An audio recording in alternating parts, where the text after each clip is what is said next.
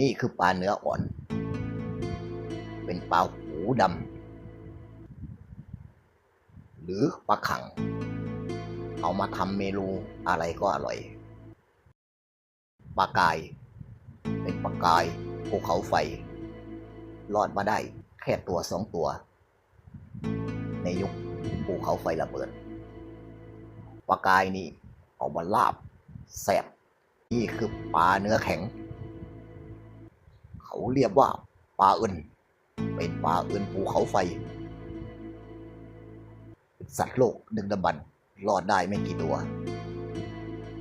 ตามันจะแดงส่ำเนื้อจะเหลืองตามลำตัวเป็นเส้นสีดำออกลายดิบๆปลาตัวนี้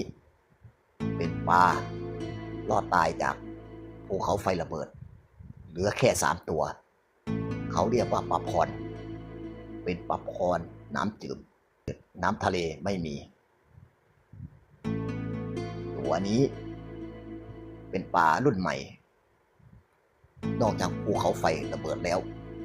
เกิดมีฝนขึ้นมาเลยมีปลาตัวนี้มาเขาเรียกว่าปลาเพี้ยบางคนเขาเรียกว่าปลาก่ำ